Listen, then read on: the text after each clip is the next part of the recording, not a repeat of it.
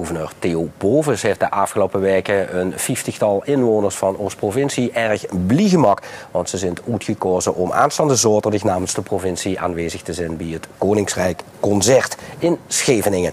En dat is de aftrap voor de viering 200 jaar Koninkrijk der Nederlanden. En 2 van die gelukkige afgevaardigden zitten bij ons aan tafel. De eerste, Ada Kok. Van harte welkom. Dankjewel. Voormalig Olympisch kampioene.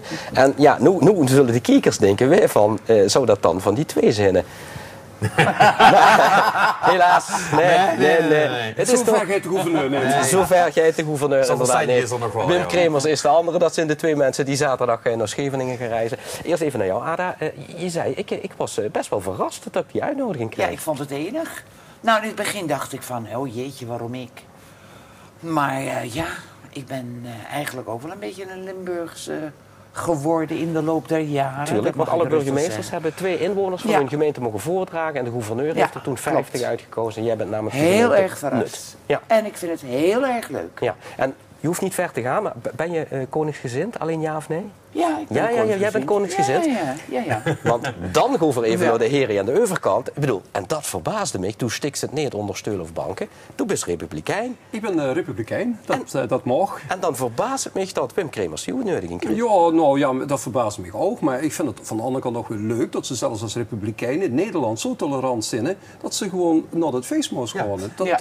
Dat vind ik fijn. Het verbaast me wel dat ze dan toch ook geest. Jawel, maar ik ben in goed gezelschap. Want ook Huub Stapel, heel bekend republikein, die zelfs in het Republikeins Genootschap zit vanaf de oprichting, die gaat er ook naartoe. Die speelt zelfs nog een hoofdrol door. Dus als Huub gaat, heb ik gedacht, dan ga ik ook. Al waren het alleen maar vanwege de gratis spijs en drank.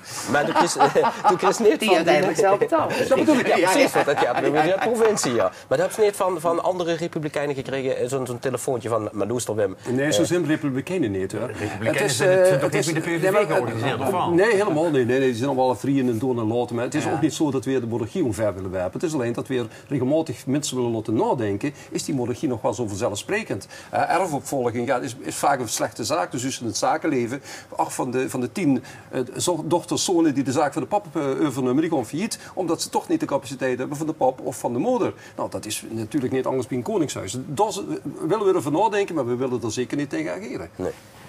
Wat verwacht je van die zaterdag, Ada? Weet ik niet. Ik denk dat het een hele gemêleerde avond zal worden.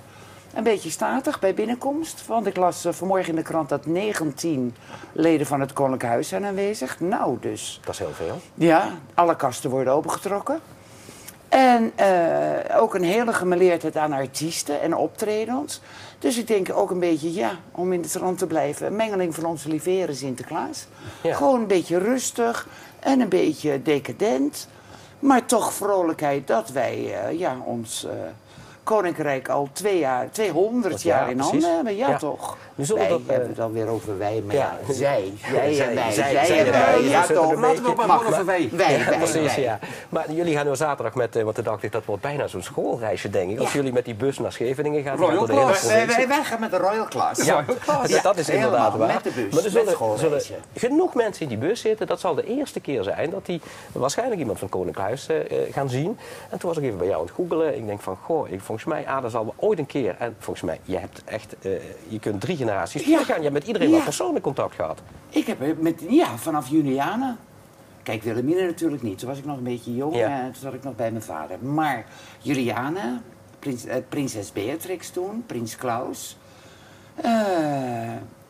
En toen Alexander en Maxima. Ja, allemaal. Ja, en tijdens het hele rijtje lang. Niets dat ik wil onderstrepen hoe oud ik ben. Zullen we ook niet zeggen, ja goed. Maar ja, ik ben er heel jong mee begonnen. Nee hoor, nee. Ik heb ze wel allemaal ontmoet, persoonlijk ontmoet. De foto's. Ja, bij Ada was het zo, kijk, als wij met zo'n koninklijk hoofd op de foto staan, dan zijn wij blij dat we bij de koninklijke familie was het andersom. De koninklijke familie was blij en is blij als ze met een Olympisch kampioen op de foto mogen staan, want dat hebben ze natuurlijk zelf nooit bereikt. Nou, maar dat geeft er ook in het buitenland wel iets heel aparts wanneer somebody from the royal family jou de medaille. Want mijn medaille in Mexico werd overhandigd door prinses Irene. Op speciaal verzoek, wat ik hoorde van prinses Irene. Nou, dat geeft toch weer een beetje meer cachet. Nog meer cachet. Heb je 2 keer gewonnen eigenlijk? Nee, zilver heb ik ook gewonnen, maar toen was Beatrix. Ze heeft Beatrix. Oh nee, ik bedoelde eerst met het krijgen van de medaille en dan ook nog eens dat die door diegene wordt uitgereikt. Maakt het toch extra spannend. Ja, maar de gouden medaille winnen, Pet. De gouden medaille winnen. Ik vier nog steeds. Ja, toch vanaf 68 vier ik nog steeds. Dat is eenmalig maar in die tijd was het niet zo. Als nu iemand, de hele Olympische ploeg trouwens, die gaat gelijk naar het Koningshuis. Mensen die goud hebben gewonnen krijgen dat. Bij jou was dat anders? Ja, nee. Nee, dat gebeurde gewoon niet. Ik kreeg toen de tijd de telegram van Juliana. En later in de wandelgangen, ja, felicitaties. En eigenlijk de afsluiting van dit geheel was dat ik dus de koninklijke onderscheiding kreeg. Ridder in de Orde van Oranje Nassau. Maar op het stadhuis.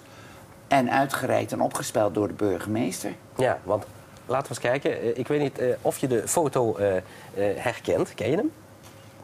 Och jeetje, ja. Kijk, Ja. Kijk nou toch eens hier. Ja, dat was mijn vader en mijn moeder. En mijn baas. Want ik moest vrij vragen. En die rechte meneer, ja, die was toen ik zwom een beetje moeilijk, hoor.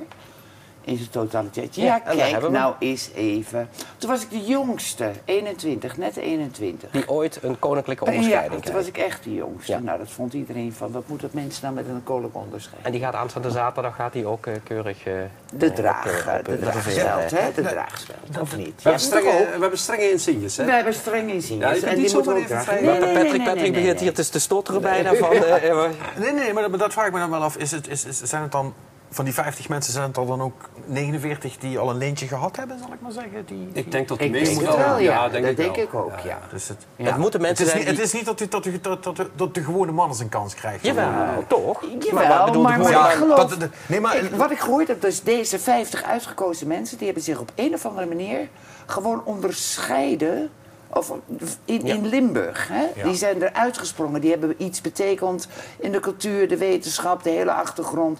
En deze mensen zijn uitgepikt. En ik neem aan dat zij dus al reeds een onderscheiding hebben gekregen... naar aanleiding van hun inzet voor Nederland-Limburg. Dat denk ik. Of iets, ja. Dus het is... En vandaar dat ik het zo leuk vind. Wim, jij ook. Onderscheiden onder elkaar. Ja, wij zijn gewoon... onder elkaar. Nee, ik voel me zeer vereerd dat ik en kijk, dat op de bus mag stappen. En daar komen we weer, want we hadden het al over de Republikein. Maar een aantal jaren geleden, wie kreeg een koninklijke onderscheiding? En dan is het... Dus Wim heeft ook een dingetje op. Ja, ik heb een dingetje op zaterdag. Ja, ik ook. Ja, ik ook. En ook daarin zeg jij, want we moeten toch even... Want hij zit normaal hier altijd aan. Hij zit hier altijd te schoppen van... Hij is Republikein, hij zal het altijd blijven. Nu moeten we toch even ook terug. Waarom toen wel die onderscheiding aangenomen? Nou, het is een onderscheiding die je niet zelf kunt aanvragen. Laat ik daarmee beginnen. Nee, precies. En de aanvragers die hebben geen enkele band met het Koningshuis. Maar die vinden op een of andere manier dat je iets goeds gedaan hebt. En ik zou een belediging gevonden hebben voor die mensen die het aangevraagd hebben. Dat ik dan vanuit mijn arrogante positie zou zeggen, ik doe het niet. En daarbij was er ook weer een leuk feestje aan verbonden. En je kunt me van alles ja, dat is informeerd. Pet weet dat. Kijk, ik ben een principieel man. Maar het moet niet zo zijn dat de principes veel feesten gaan tegenhouden. Daar ben ik ook heel erg van. Volgens mij hebben jullie wel een gemene delen wat dat betreft. Leuke feestjes.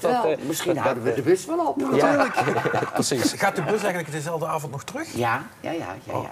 Okay. Maar nogmaals, hè, en ik weet niet hoe jij erover denkt... het is uitstekend verzorgd en geregeld. Echt, hè, opstapplaatsen, mensen kunnen zich op diverse tijdstippen melden. We krijgen dus een maaltijd op belasting. We krijgen ook nog een maaltijd, een diner aangeboden. Ja. Nou, nee, ik vind het klasse. Ik ook. Echt helemaal perfect. Royal Class bus, Royal Business Class met de hapjes. En de rest mag gewoon naar de kroeg betalen voor zijn drinken. Nee, jullie kunnen op televisie kijken.